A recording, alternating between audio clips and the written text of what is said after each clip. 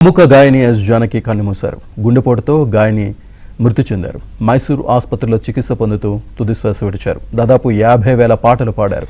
తెలుగు, తమిళం, మలయాళం, కన్నడలో ఎన్నో పాటలు పాడారు. ఆమె కెరీర్లో మొత్తం 32 అవార్డులు అందుకున్నారు. అందులో 4 జాతీయ అవార్డులున్నాయి.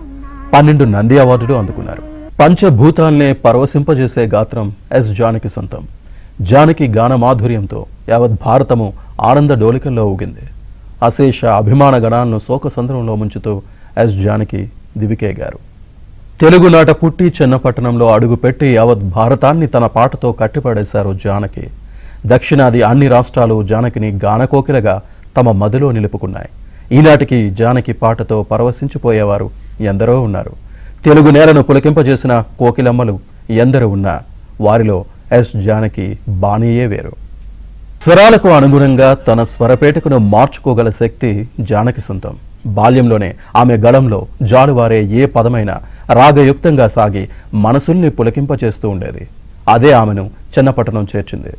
అక్కడే జానకిలోని గాయని వెలిగి చూసింది. అభిమాన గణాలను పోగేసుకుంది. జానకి ఆరంభంలోనే పలువురు ప్రఖ్యాత సంగీత దర్శకుల స్వరకల్పనలో పాటలు పాడే అవకాశం సంపాదించారు. ఆమె గళంలోని మాధుర్యం అప్పట్లోనే ఎందరో సంగీత పిపాసుల హృదయాలను పరవశింపచేసింది. పాట ఏదైనా సరే తన మధుర గాత్రంతో సదరు గీతాన్ని అమృతతుల్యం చేయటం జానకమ్మలోని ప్రత్యేకత. ఎందరో కవిరాజులు ఆ రోజుల్లో తమదైన బాణి పలికిస్తూ భావ కవిత్వం ప్రచురికించారు. అందుకు తగ్గట్టుగా వారి కలం పలికిన పదాలను తన గలంలో నింపుకొని అమృతం కురిపించారు జానకి. ఆ పదాలు నేటికి మధురం పంచుతూనే సంగీతాభిమానులను ఆకర్షిస్తున్నాయి. తొలి రోజుల్లో జానకిని ఆనాటి కొందరు స్టార్ హీరోయిన్స్ సెకండ్ గ్రేడ్ సింగర్గా గుర్తించారు. అలాంటి వారికి తన గలంతోనే సమాధానం చెప్పిన మధుర గాయని జానకి తాను మాత్రం నాటి వర్ధమాన నాయకులకు సైతం పాడి వారిని విజయపథంలో పయనింపజేశారు. ఈ గాన కోకిల తన గాత్ర మాధుర్యంతో స్వరభేదం లేకుండా పలు భాషల వారిని పరవశింపజేశారు జానకి. ఆమె తెలుగు నేలపై జన్మించడం నిజంగా తెలుగు వారి అదృష్టం. ఏ భాషలో పాడినా జానకి పాట తేనెలూరిస్తూనే ఉంటుంది. మాతృభాషలో పాడితే ఆ మాధుర్యం మరింత మధురంగా ఉంటుందనడంలో సందేహమేముంది. కోకిల స్వరంతోనే పోటీపడి పాడగల నేర్పు జానకి గాత్రానికి మాత్రమే అబ్బిన విద్య అనిపిస్తుంది.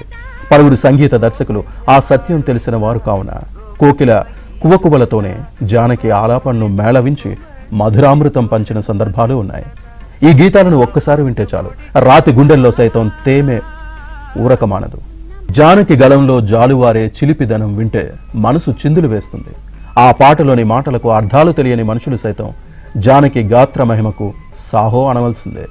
ఆ గానంతో సాగవలసిందే. అలుపు లేకుండా గెలుపు దొరుకుతుందనే నమ్మకంతో చిందేయాల్సిందే. నవ్వించడమే కాదు, కరుణ కురిపించడంలోనూ జానకమ్మ గాత్రం భలేగా సాగింది. ఆ సందర్భాల్లో జానకమ్మ గళం చేసిన విన్యాసాలు మన కళ్ళను చెమ్మగిలేలా చేస్తాయి.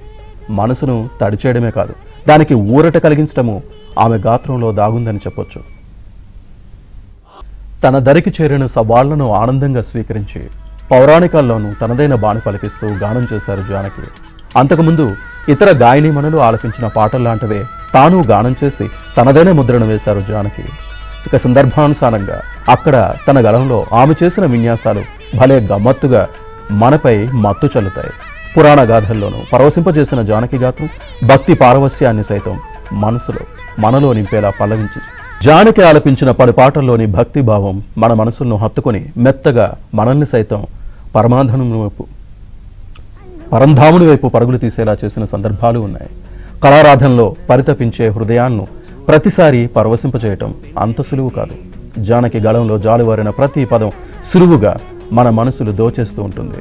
అది ఆ గాత్రంలోని మహత్యం. కళకు తగ్గట్టుగా గళం సాగించి మధురాన్ని మన సొంతం చేస్తుంది.